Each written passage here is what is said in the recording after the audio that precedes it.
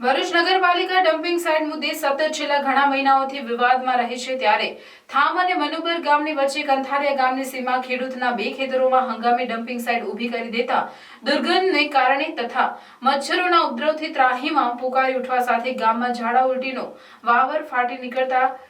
ગ્રામજનો વિફર્યા હતા અને ડમ્પિંગ સાઇટ પર પહોંચી કામગીરી બંધ કરાવી કચરા ભરેલા વાહનો રોકી પરત કર્યા હતા। પાલિકાએ પુનઃ થોડો સમય માંગી હાલમાં વિવાદને શાંત પાડ્યો।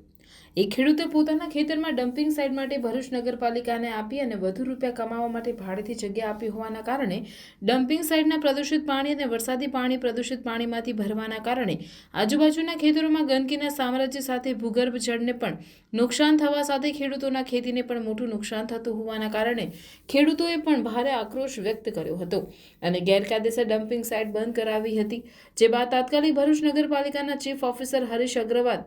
દ્વારા ગ્રામજનો પાસેથી 3 મહિનાનો સમય માંગતા વિવાદ થોડા સમય માટે ટળ્યું હતું, પણ 3 મહિનાનો લાંબો સમય વીત્યા બાદ પણ ડમ્પિંગ સાઇટ બંધ ન કરાવી ચાલુ રખાતા ફરી એક વખત થામ મનુબર ગામના સરપંચો સહિતના આજુબાજુના સ્થાનિક અગ્રણીઓ દ્વારા નગરપાલિકા ખાતે ઓફિસરને ડમ્પિંગ સાઇટ બાબતે રજૂઆત કરવા પહોંચ્યા, પરંતુ તે સમયે અધિકારી ન હોવાથી આખરે પાલિકા પ્રમુખને ડમ્પિંગ સાઇટ બંધ કરવાની માંગ કરી હતી। જો કે પાલિકા દ્વારા ડમ્પિંગ સાઇટ બાબતે ગ્રામજનો પાસે ફરી સમયની માંગ કરી પાલિકા પ્રમુખ દ્વારા અગ્રણીઓને થોડા સમયમાં જ ડમ્પિંગ સાઇટના પ્રશ્નોનો નિકાલ કરી દેવાની વાત કરી વિવાદને શાંત કર્યો હતો। ઉલ્લેખનીય છે કે ભરૂચ નગરપાલિકા દ્વારા શાયખા ખાતે જગ્યા ફાળવી દેવામાં આવી હોવા છતાં ઘણા સમયથી તે કાર્યરત ન કરવામાં આવતા હંગામી આ સાઇટથી લોકોને ભારે હાલાકી ભોગવવી પડી રહી છે। હવે જોવું રહ્યું કે ફરી આપેલ સમયમાં આ સાઇટ બંધ થશે કે પાલિકા દ્વારા પુનઃ સમય માંગી વાતને લંબાવવામાં આવે છે, તે તો આવનારો સમય જ બતાવશે। 3 મહિના અને 17 દિવસ થયેલા છે આ ડમ્પિંગ સાઇટ બંધ ન થતા આજ રોજ ફરી વખતે મનુબર, કંથારિયા, થામ, વહાલુ, સરનાર, થામ ગામના સરપંચીઓ તથા આ વિસ્તારના તમામ કાઉન્સિલરો, નેતા વિપક્ષ, તાલુકા પંચાયત વિપક્ષ અને હું અમારી સમગ્ર ટીમ દ્વારા આજ રોજ અમે સીઓ સાહેબને મળવા આવેલા। સીઓ સાહેબ અત્યારે અમને એવું જાણવા મળ્યું છે કે ભાઈ આજ કામથી ગાંધીનગર ગયેલા છે, તો પ્રમુખશ્રી અને કારોબારીના અધ્યક્ષ સાથે આ બધી ચર્ચા વિચારણા કરેલી છે। તો એમને અમને કમિટમેન્ટ આપેલું છે, આ કોપી છે કે ભાઈ અમે આ કચરા નિકાલ કાયમી બંધ થાય અને નવી ડમ્પિંગ સાઇટ ચાલુ થાય તેના માટે ટેન્ડર કરી નાખેલું છે અને ટૂંક સમયમાં શરૂઆત થઈ જશે। તો અમે આજ રોજ શાંતિ રીતે મળેલા છે, અમને આશ્વાસન આપવામાં આવ્યું છે, પણ અમે નક્કી કરેલું છે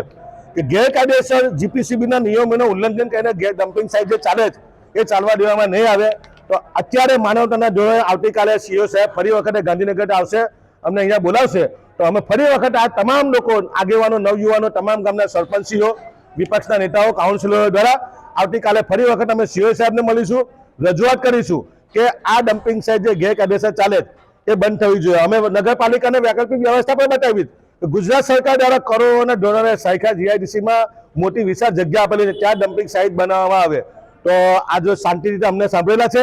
જો અગાઉના દિવસોમાં અમારે આ માંગ સ્વીકારવામાં નહીં આવે, અત્યારે માનવતાના ધોરણે અમે આવતીકાલે મળવા નક્કી કરેલું છે, તો અમે ચોક્કસ ભરૂચ નગરપાલિકા અને ખેતર માલિકના વિરુદ્ધમાં કોર્ટની કાર્યવાહી પણ કરીશું એવું અમારા સરપંચ કંથારિયા ગામના જાહેરમાં અત્યારે અમે અહીંયા કહીને આવેલા છે। એટલે અમે જે આ સરે અમને ઇલેક્ટ્રોનિક મીડિયાના, પ્રિન્ટ મીડિયાના મિત્રોએ ઘણી અમને મદદ કરી, એ લોકોનો હું દિલથી આભાર વ્યક્ત કરું અને જે સાથે તમામ લોકો અહીંયા આવેલા તમામનો પણ હું અબ્દુલ કામથી અમારી સમગ્ર ટીમ કરી આભાર વ્યક્ત કરું। જય હિન્દ, જય ભારત। આજ રોજ કંઠારિયા ગામના અને વિવિધ ગામના સરપંચશ્રીઓ રજૂઆત લઈને આવ્યા હતા